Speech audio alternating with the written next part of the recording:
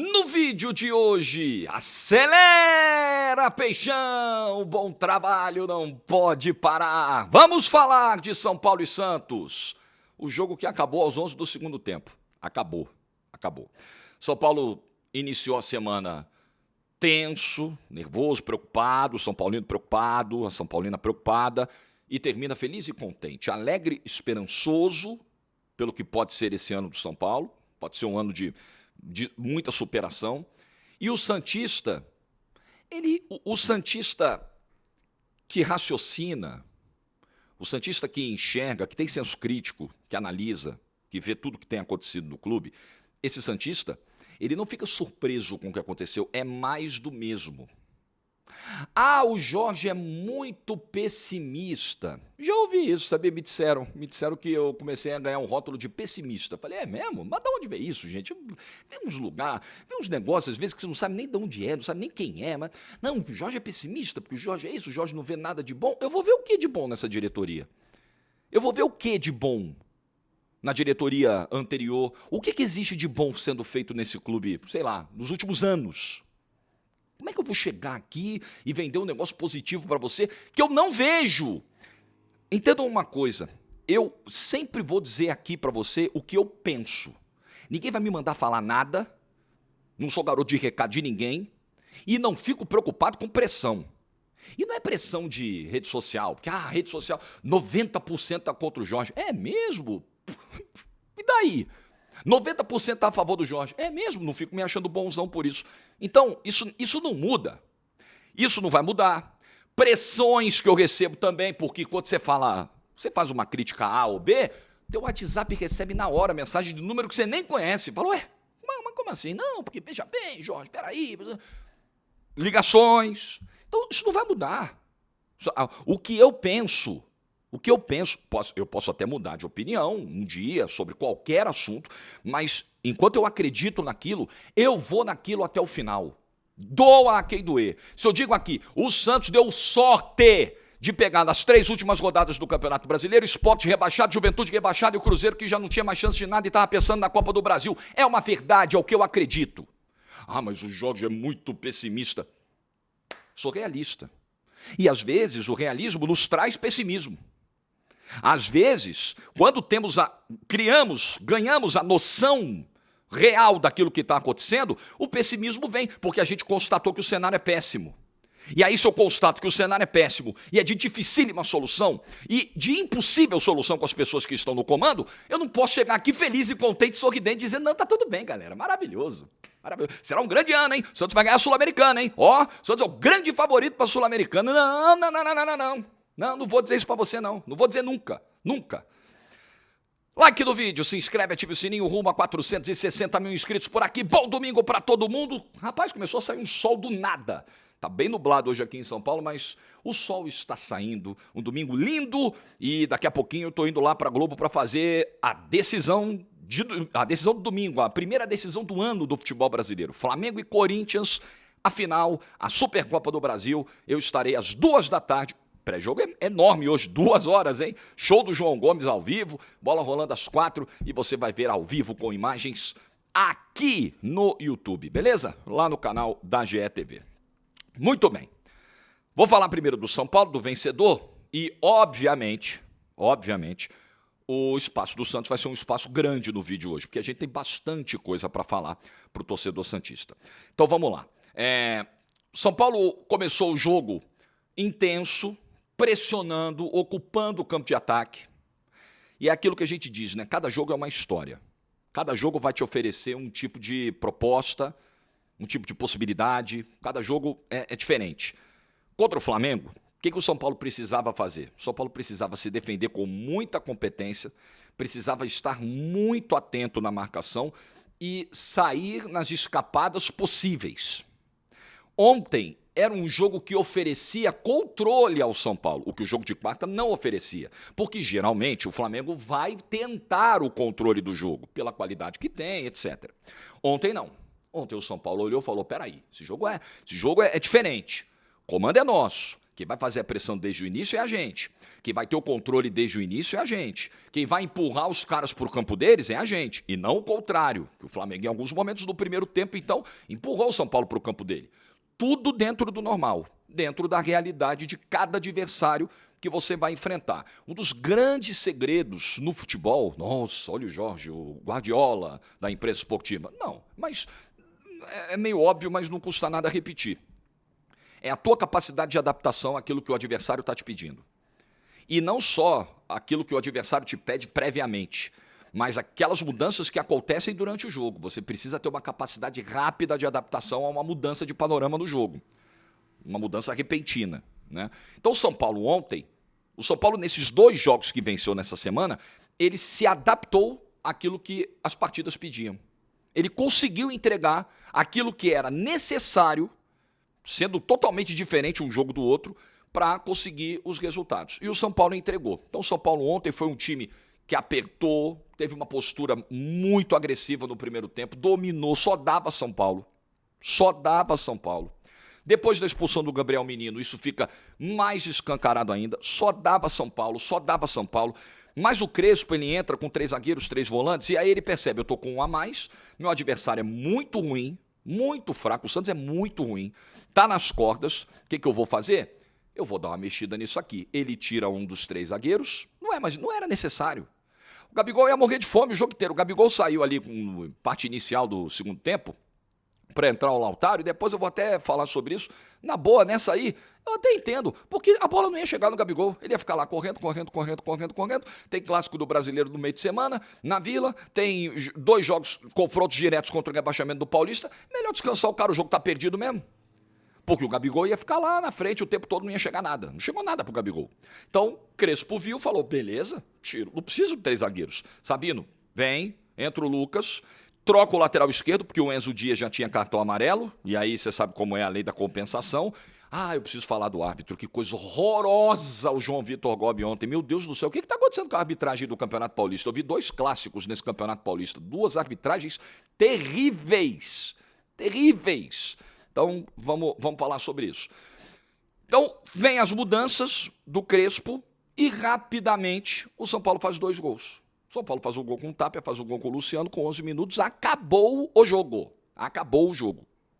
Dali em diante eu fiquei com a TV ligada, adiantando preparação para o jogo de hoje, meus estudos, peguei o MacBook aqui, fiquei lá, olhava um pouquinho, porque acabou o jogo. Vale a gente destacar a boa atuação, mais uma vez, do Marcos Antônio. É um jogador importantíssimo para esse São Paulo. Danielzinho fez outro jogo muito bom. Esses caras dão muita dinâmica ao meio-campo do São Paulo. Sabe aquelas peças assim que fazem toda uma engrenagem rodar? Marcos Antônio e Danielzinho são essas peças na engrenagem do São Paulo.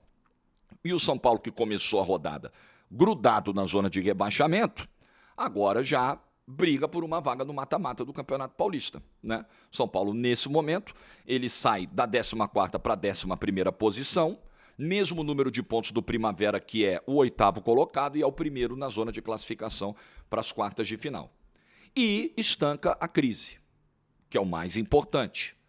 Estancou, nesse momento, sangramento controlado. Tem uma feridinha lá ainda, que pode abrir a qualquer momento, tem que ficar ligado, mas nesse momento, sangramento controlado. Tudo controlado. São Paulo conseguiu 2 resultados grandes, uma vitória contra o atual campeão brasileiro e uma vitória num clássico contra o rival, ultrapassando esse rival e saindo das proximidades da zona de rebaixamento. São 2 grandes resultados, mostrando bom futebol nos 2, com propostas diferentes nos 2. Você não precisa só atacar como o São Paulo atacou ontem para jogar bem. Você pode também jogar bem se defendendo com competência, como o São Paulo fez em boa parte do jogo contra o Flamengo. Isso não é jogar mal. Se defender não é jogar mal. As pessoas, algumas têm esse preconceito, mas isso não significa jogar mal. Então, acho que o São Paulo não deu nenhuma chance para o Santos ontem. Nenhuma. Foi um jogo de domínio absoluto do São Paulo. Se o São Paulo conseguir esse nível de imposição contra adversários do nível do Santos, e existem outros no Campeonato Brasileiro que são desse nível, que são dessa faixa de tabela, dessa realidade de tabela do Santos, o São Paulo vai conseguir vários pontos no Morumbi para chegar naquela meta dos 45, que ninguém vai querer repetir, o Crespo não vai querer falar de novo porque isso dá dor de cabeça pra caramba, mas a gente sabe que é a grande meta do São Paulo. O São Paulino precisa entender, a vitória, ela é muito boa para acalmar o ambiente, mas ela também te oferece um risco de minimizar problemas que ainda existem, de passar, de criarem uma ilusão de que tudo está resolvido. Então, o São Paulino consciente e inteligente que está aqui nesse canal, ele sabe, ó, beleza, o time é bom, o elenco é curto, bem curto, se perder alguém fica muito complicado, mas, pô, um time que tem Caleri, Luciano, Marcos Antônio, Lucas, Danielzinho, Arboleda, pô, esse é um bom time, esse é um bom time. Todo torcedor do São Paulo sabe que esse time é capaz de manter a equipe na primeira divisão, mas sabe que o quadro é muito difícil. Não vai ter reforço, não vai ter dinheiro para contratar. Se machucar alguém vai complicar muito, porque não tem de onde tirar, aí vai ter molecada, e a molecada pode responder muito bem num primeiro momento ou não, é sempre muito incerto, né? Varia muito. Então, o São Paulino sabe, muito importante a vitória, muito importante a semana, para ter um respiro. Tanto o torcedor sabe que o público ontem foi praticamente o dobro. Você tinha 27 mil pagantes quarta-feira, ontem tinha uns quase 50 mil, 49 mil pagantes. Outra parada, porque o São Paulino, é aquilo que a gente falou no vídeo da quinta-feira, o São Paulino precisa de sinais, assim, os sinais que o time emitiu, o Luciano pediu, não abandone a gente, tudo bem. Aí o São Paulino ouve aquilo e fala, tá, eu estou disposto a não abandonar, mas qual é a contrapartida que vocês vão me dar? Vocês vão se matar em campo, vocês vão se esforçar, vocês vão lutar, vocês vão brigar ou vocês vão baixar o braço? A demonstração que o time deu contra o Flamengo é de que vai lutar. E aí o São Paulino olhou aquilo e falou, gostei. Então, beleza, tamo junto, Luciano, temos um compromisso. Foi lá e dobrou o público ontem praticamente no Morumbi. É isso, né? Então, a arquibancada, ela vem com o campo. Não adianta. Ah, não, mas a arquibancada tem que vir antes, a arquibancada é que tem que puxar. Amigo, isso é uma discussão do ovo e da galinha. Eu acho que é muito mais a arquibancada um reflexo do campo do que o contrário. Acho que o campo se contagia pela arquibancada, sem dúvida, mas acho que para que a arquibancada incendeie e isso se retroalimente, um contagie o outro, precisa que o campo primeiro dê uma demonstração. E o campo deu duas demonstrações muito positivas para o São Paulo. No meio do caos, no meio do salário atrasado, da troca de presidente que pede renúncia, chega o novo dirigente e bate boca entre aspas, né? Discorda publicamente do treinador e fica aquele climão, fica aquele negócio, o São Paulo vai lá e dá a resposta no campo. Grande vitória do São Paulo, de muita imposição para cima do Santos. Vitória tranquila. Vou dizer, é duro, né, falar isso para o santista. Ouvidos mais sensíveis sempre ficam chateadinhos comigo. Os ouvidos ultimamente andam tão sensíveis com aquilo que eu falo. Não parecia clássico. Não parecia que o São Paulo estava ganhando de um adversário grande, como é o Santos, como sempre foi o Santos. Mas no presente não é. Não parecia. Parecia um jogo de meio de tabela de Campeonato Paulista, contra um time de menor investimento do Campeonato Paulista. Tamanha a superioridade do São Paulo dentro do Morumbi. Muito bem. Vamos falar do Santos que não ganha há 6 jogos. E aí você já vê para onde que as manchetes começam aí, né? Neymar volta quarta-feira. Vai acontecer. Olha, o pai aqui costuma acertar algumas coisas sobre o Santos, tá? Porque eu acompanho o Santos pra caramba, né? Eu e tantos outros caras muito bons que acompanham o Santos, que fazem vídeos aqui no YouTube, caras excelentes. A gente sabe, porque a gente acompanha o dia a dia do clube, a gente vê todos os jogos, a gente acompanha todo o noticiário, a gente conversa com pessoas dentro do clube, a gente sabe. A gente já sabe o rumo, a gente conhece um pouco o perfil do torcedor, a gente sabe o rumo que as coisas vão levar. Esse canal está dizendo insistentemente desde o início do ano 2 coisas. Primeiro, com esse elenco não vai dar. Fiquei muito feliz e contente de ver várias manchetes usando essa expressão de ontem para hoje. Maravilhoso. Porque é isso mesmo. É isso mesmo. Não vai dar. Constatação que a gente fez aqui, depois do clássico contra o Palmeiras, depois do jogo com o Guarani, nas primeiras rodadas do Campeonato Paulista. Não vai dar. Com esse elenco não tem condição. Vendeu o Souza. Os laterais esquerdos que tem aí são esses, as opções de lateral direita também não animam nada, e etc. Questão dos pontas, agora chegou o Rony, não vai dar. Então, primeiro ponto. E o segundo, Neymar com toda a responsabilidade nos ombros. Com esse desequilíbrio de elenco, vão sobrecarregar o já sobrecarregado Neymar, né, cujo corpo tem dado muitas dificuldades ao Neymar, e vão sacrificar o Gabigol, que não vive há 3 anos um bom momento na carreira. Vão sacrificar. Vão botar os dois para jogar e vão falar, resolvam aí. porque o resto do time não tem condição de resolver. É isso que vai acontecer. Então já começou o burburinho, olha, Neymar tá voltando, Neymar vai chegar, Neymar, olha, quarta-feira é o Neymar, agora vai. E eu acho que o Neymar vai resolver alguns jogos, acho, porque ele tem capacidade para isso, mas ele não vai conseguir carregar esse piano todo sozinho, é impossível. Não é o Neymar do trio MSN, não é o Neymar do PSG, é o Neymar de 2026. Ele não vai conseguir sozinho, nessa temporada, resolver todos os problemas do Santos. Isso é utopia, isso é viagem, isso é loucura. Tem gente que quer ficar na loucura, então tudo bem. Esse time não tem condição. Esse time não tem a mínima condição. E aí nós precisamos falar de alguns jogadores aqui. A gente precisa não é fulanizar. Derrota não é individual no futebol, que é um esporte coletivo, mas algumas atuações individuais, elas nos chamam muita atenção. Assim, muita atenção. Então, por exemplo, o que fez o Zé Rafael ontem me lembrou um pouco o que fez o Mike do Beira-Rio. Eu não esqueço do que o Mike fez no Beira-Rio. Eu não me esqueço do Mike perdendo bola no meio-campo, o Internacional no confronto, direto contra o rebaixamento, o Internacional indo para o ataque e o Mike baixando o braço. Simplesmente baixando o braço. Baixando o braço. Tá bom, deixa a vida me levar. O Zé Rafael ontem teve um comportamento parecidíssimo. Para jogar dessa forma, o Zé Rafael pode buscar um destino mais digno para a própria carreira, pela própria biografia do Zé Rafael, que é um cara vencedor. Para viver isso que ele está vivendo no Santos, para jogar, para se apresentar do jeito que ele se apresentou ontem no Santos, é melhor você buscar outra coisa. Sinceramente, não dá. Não dá para jogar desse jeito. Não dá para ter a atuação que o Zé Rafael teve ontem. Não dá para fazer o que o Gabriel Menino fez ontem, de maneira absolutamente irresponsável. O Gabriel Menino, já no primeiro lance que ele toma o cartão amarelo, ele já mostra estar numa pilha absurda para um jogo como aquele. Totalmente desnecessária. E aí, já amarelado, ele dá a entrada que dá, o carrinho que dá e toma o cartão vermelho com meia hora de jogo. Num jogo que já estava extremamente difícil. Injustificável o que fez o Gabriel Menino. Uma expulsão daquelas que merecem multa. Chega, bonitão, vem cá. Porra, tá aqui, ó.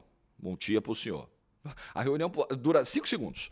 Chega o Gabriel Menino na sala, ele disse, bom dia, senta aí, Gabriel Menino. Então, porra, 10% de multa. Um abraço, tchau. Acabou a reunião. É só isso que precisa. Isso basta, isso é suficiente. Né? Então, alguns comportamentos... Roleiser.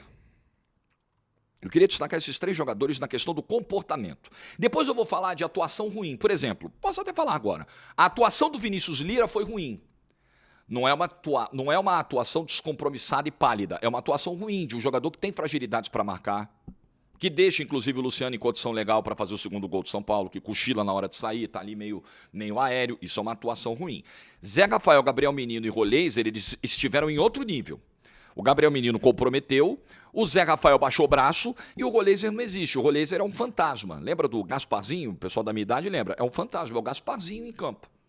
Simplesmente sumiu. Assim, não existe o Roleiser. Simplesmente não existe. Né? Então, a impressão que passa, assim, é que tem jogador do Santos que meio que entregou para Deus. Falou, porra, nós não vamos arrumar nada. O time é fraco, não vai vir reforço, né? Dificilmente vai vir reforço de alto nível. Os reforços que vêm devem ser tipo o Rony, que ontem, com o time perdendo 2-0, sendo amplamente dominado, esculachado dentro do Morumbi, ainda achou uma boa ideia tentar uma bicicleta da entrada da área. Mas isso é o Rony, né, gente? É o estilo do Rony. O Santos sabia o que estava contratando, né? Então, eu acho que tem jogador do Santos que já entregou para Deus e falou, já fomos. Vou me matar aqui para quê? Não vai resolver nada, o time é ruim, o time não vai conseguir. E nós estamos hoje, no dia 1º de fevereiro, o jogo foi no dia 31 de janeiro, no último dia do mês de janeiro. Nós estamos em fevereiro. E a sensação que a gente tem é de fim de feira para o Santos. Em fevereiro. Assustador, assustador, muito assustador. Agora, o Santos não fazia ideia do que realizar ontem no Morumbi? Sim. Não fazia. Acho que, eu vi o Márcio Alonso falar sobre isso do De Olho do Peixe, comentarista que eu gosto muito e eu concordo com o Márcio. Acho que o Vojvoda ontem cometeu um erro de estratégia. Cometeu, sem dúvida cometeu. Porque Era um jogo em que você precisaria ter muito mais controle, ou tentar ter um controle, povoar o meio-campo, do que ter jogadores escapando. Não era um jogo para você ter o Miguelito, vamos botar o Miguelito para correria. Não era jogo para isso. Não era jogo para isso. Era um jogo para você encher um pouquinho mais o meio-campo. Então, o Vojvoda erra na estratégia. O Vojvoda, no final, termina com dobra de lateral. O Escobar de ponta. O Escobar de ponta. Aí você fala, meu amigo. O Escobar terminou o jogo de ponta. Tem coisas que você coloca na conta do Vojvoda. Tem coisas que não dá. Então, vamos olhar aqui as substituições que o Vojvoda fez ontem? Vamos olhar com calma. Vamos analisar as trocas feitas pelo técnico do Santos. Estou abrindo a minha tela aqui. Muito bem. São Paulo 2, Santos 0, ficha do jogo. Está aqui. O Vojvoda, inicialmente, troca Rolleiser e Miguelito por Rony e Zé Rafael ainda no primeiro tempo. Ok, ele precisava recompor um pouco ali o meio campo, porque ele perdeu o Gabriel Menino. E o Rolleiser, o Rolleiser esquece, o Rolleiser não existe hoje. Vamos ver se o Rony dá uma correria, dá uma intensidade, bota algum fogo no jogo. Muito bem. Aí depois, no segundo tempo, ele coloca Lautaro Dias no lugar do Gabigol. Eu tiraria o Gabigol, porque o jogo já estava perdido. Depois ele coloca Escobar e Mike nos lugares do Barreal e do Igor Vinícius. Essas três últimas trocas aqui, aí ficaram ainda no banco. Gabriel Bom Tempo, poderia ser utilizado, ok. Mas o Matheus Xavier, que é garoto, o Robinho Júnior, que é garoto, que não está respondendo, Basso, Luan Pérez. O banco dele é isso aqui, cara. O banco dele é isso aqui. Na hora que ele precisa trocar os laterais, ou precisa fazer alguma coisa diferente, ele não tem... Qual era o cara que ele podia ter ontem para... O Rony já teve que vir um pouquinho mais por dentro. Quem ele tinha para botar do lado esquerdo? Ele tinha o Escobar, ele não tem banco. A situação é tão desesperadora. Eu não pude fazer vídeo quinta-feira sobre Santos e Chapecoense 4, Santos 2, porque eu não vi o jogo.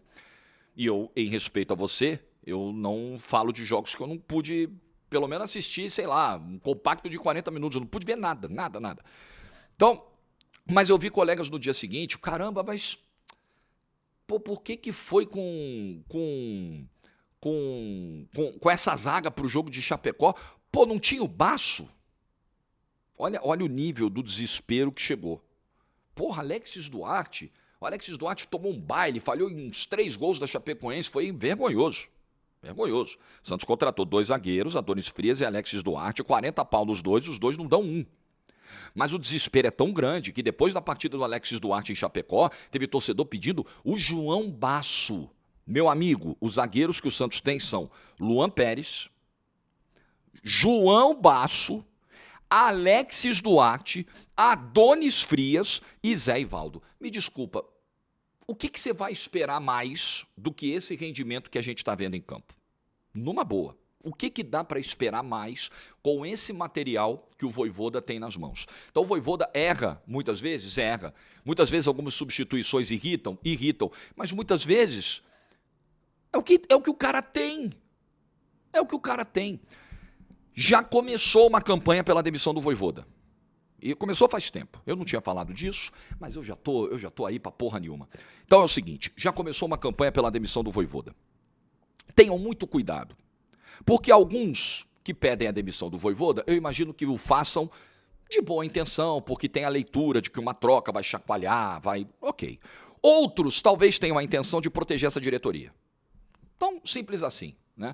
Não percamos de vista que o maior culpado é o presidente Marcelo Teixeira. E logo na sequência, Alexandre Galo, o homem forte do futebol. Alexandre Galo, meu Deus. Alexandre Matos. Também não muda muito não, viu? Sinceramente, olha, Marcelo Teixeira e Alexandre Matos são os responsáveis pelo que estamos vendo. A maneira como o Santos... Não dá pro Alexandre Matos... Nossa, comovente o discurso do Matos ontem. Não, tira o presidente dessa aí. O presidente não tem culpa de nada. Não, o presidente tá fazendo o melhor. Se não fosse o presidente, a coisa tava pior. Quer comprar o discurso do Matos? Compra. Eu não compro.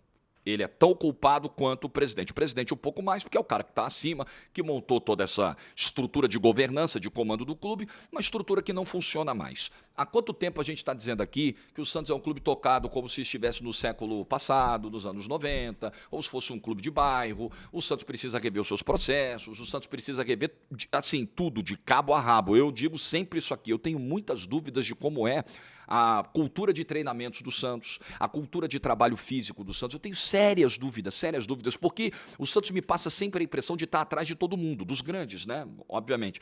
De sempre estar atrás de todo mundo. De sempre estar, alguns, não um passo só não, alguns passos atrás, defasado dos demais. E isso é uma questão de gestão, isso é uma questão institucional. Então, o grande responsável pelo que a gente está vendo não é o Vojvoda, porque vai mandar o Vojvoda embora, vai vir outro. No ano que caiu, mandou 500 caras embora. O que resolveu? O que resolveu?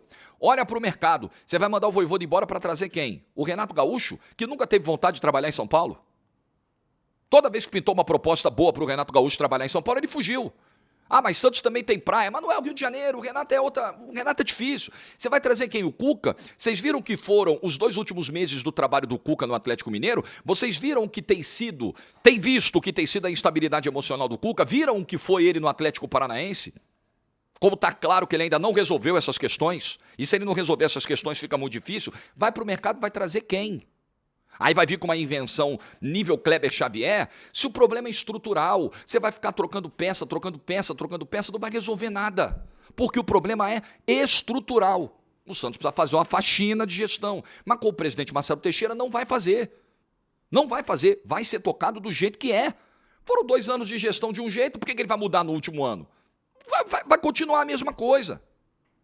Então o problema é estrutural. Vai trocar treinador, não vai mudar nada. Aí vai trocar o homem forte do futebol, já foi o Galo, agora é o Matos, daqui a pouco vem sei lá quem, já foi o... Como é que é aquele lá? O Pedro também lá. Vai mudar o quê? Muda nada. Olha quanta gente passa pelo Santos, olha quantas trocas o Santos faz e nada muda, porque a cultura do clube não muda. Porque a maneira como o Santos se enxerga nessa piscina de tubarões é míope. O Santos tem miopia da realidade. O Santos não consegue enxergar a realidade que está a um palmo dele. É tanta miopia, é tanta cegueira, que o Santos não consegue ver o óbvio. E está passando na frente dele a realidade. Ó. A realidade está espancando. E aí eu trabalho sempre com a realidade. Então não adianta, o pessimismo. Eu vou chegar aqui muito otimista hoje e falar, não, Santista, o Santos é grande, o Santos é imenso, o Santos não vai cair do Campeonato Paulista, fiquem tranquilos, time grande não cai. Vou chegar aqui para você e vou te vender essa mentira, eu não acredito nisso.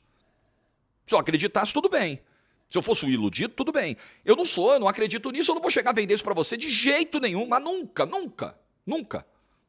Vou te vender a realidade.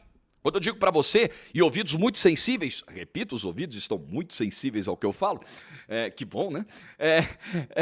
Ouvidos muito sensíveis ficam chateados quando a gente diz a verdade. O Santos teve sorte, teve a competência, teve o Neymar salvando, né? Teve uma postura muito grande do Neymar na reta final dos 3 últimos jogos do Campeonato Brasileiro, mas vamos combinar, ele pegou o Sport rebaixado, o Juventude rebaixado e o Cruzeiro pensando na Copa do Brasil, se a tabela fosse outra, talvez o Santos tivesse caído.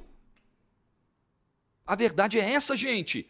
O Santos só conseguiu ganhar nesse ano de 2026, em 6 partidas, em 6 jogos do Campeonato Paulista e tem 1 do Brasileiro, o Santos só conseguiu ganhar a duras penas, se peidando todo, do Novo Horizontino, na primeira rodada, dentro da Vila Belmiro. Assim, ó, suando. Saiu atrás, teve risco de tomar o 2-0. Eu não posso vender aqui para você a ilusão, tá tudo bem, tá tudo maravilhoso. Tem gente que vai fazer esse papel. Eu não vou fazer. Eu acho que a situação é muito preocupante. Porque o Jorge vive de vender o pessimismo. É outra coisa que chega para mim também, que vem dos esgotos, né? A internet está cheia de esgoto. Mas ainda bem que aqui em casa eu boto a fitinha no ralo do esgoto, eu não sinto nem o cheiro. Faça esse macete, hein? Se você tem aí na sua casa, na varanda, na cozinha, aquele ralozinho que tem um esgoto ali passando, tem uns cantinhos, bota uma fitinha ali em cima, que aí o cheiro não passa. Resolve, o cheiro do esgoto não chega para mim. Fiquem tranquilos. Mas a gente fica sabendo aí, a galera comenta, pô, Jorge, aí, ó, falaram um negócio de você. Eu falei mesmo, caguei. O Jorge vende o pessimismo. Não, eu vendo verdade, eu vendo opinião. O que eu vendo aqui para você, o produto que você consome aqui no canal é opinião sincera, genuína, verdadeira, aquilo que eu penso, agradando ou desagradando, deixando você puto ou não. Não vou chegar aqui, eu preciso afinar o meu discurso porque senão vão ficar revoltados, meu direct vai encher de mensagem. Não. Eu não sou covarde, eu não sou moleque a esse ponto. Eu não estou aqui botando a cara todo dia no YouTube para fazer papelzinho, personagenzinho. Então não vou fazer. Então vou dizer para você, enquanto esse estado de coisas perdurar no Santos, que não acredito, do jeito que o Santos é governado hoje, do jeito que o Santos é gerido hoje, eu não acredito em melhora alguma. Alguma. Eu só acredito em sofrimento, em desespero para o torcedor do Santos, em derrotas duras, vexatórias, em brigas contra o rebaixamento. É só isso que eu consigo ver no horizonte do Santos hoje. Do jeito que o Santos é gerido pelo senhor Marcelo Teixeira, o departamento de futebol é comandado pelo senhor Alexandre Matos. É isso aí que a gente vai esperar do Santos. É uma pena, é uma pena. Eu gostaria muito, muito de fazer vídeos muito mais positivos. É muito chato, né? A gente cruza com o Santista. Porra, teu Santista aqui no prédio, cara, sangue bom demais, que a gente se cruza todo dia aqui. Toda vez que um olha pra cara do outro, é aquela cara assim. É assim. É assim, toda vez que a gente se encontra, não tem sorriso, né? Fala, puta, é pesado. Falar do Santos é pesado. Porque o Santos se tornou isso aí. Pesado. Você pega a camisa do Santos, você bota a camisa do Santos para treinar, vou pra academia, aí vou botar a camisa do Santos. Eu falo, caralho. Aí você lembra de tudo, né? Fala, porra, olha o que esse clube tá passando, meu Deus do céu, olha que coisa desesperadora, o que vai ser o futuro desse clube? Aí começa a vir um monte de coisa na cabeça. Começa a vir. Porque a gente raciocina. A gente está vendo o quadro, a gente está enxergando o quadro, a gente tem senso crítico, a gente tem bom senso. E quem tem um mínimo de bom senso sabe que a situação do Santos é dramática. 1º de fevereiro, a situação do Santos é dramática para o futuro da temporada 2026. Porque eu não vejo condição de mudar. Porque o presidente constata o problema. E eu o elogiei aqui essa semana. Poxa, que bom, o presidente constatou o problema. O presidente entendeu que há o problema.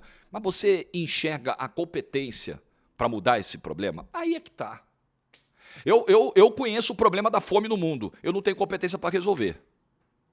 Eu conheço os problemas de segurança pública de São Paulo. Eu não tenho competência para resolver. Os especialistas é que vão resolver. Eu adoraria. Eu posso dar uma pequena contribuição. Posso fazer a minha parte, que é muito pequenininha, mas eu não vou resolver o problema como um todo. Porque eu não tenho competência para isso, por mais que eu saiba da magnitude do problema. Se eu tenho um parente, se eu tenho um problema de saúde, eu não tenho condição de resolver. Eu conheço, eu sei o problema, mas eu não tenho como resolver. Eu não sou médico, não estudei para aquilo, não tenho competência para aquilo. Então eu não sei se os gestores, e eu acredito que não sei se os gestores do Santos têm competência para mudar o panorama, mesmo sabendo o que tem que fazer. Porque uma coisa é saber o que tem que fazer, outra coisa é conseguir fazer. É ter os instrumentos, a competência para fazer. Esse é o ponto. Muito triste. Muito triste. É um clima assim, você faz vídeos do Santos assim, um clima pesado, carregado, parece um velório, né? Mas parece que a gente está velando um clube vivo. A impressão que me passa, vendo o que está acontecendo com o Santos nos últimos anos, é que a gente está assistindo, a gente está participando de um velório, de um clube que está vivo ainda, sabe Deus como. Mas que parece que não está. Triste demais, né? Triste demais. Bom domingo para todo mundo. E boa semana que vem por aí. Abençoada. Like no vídeo se você ficou até o final. Juízo e tchau.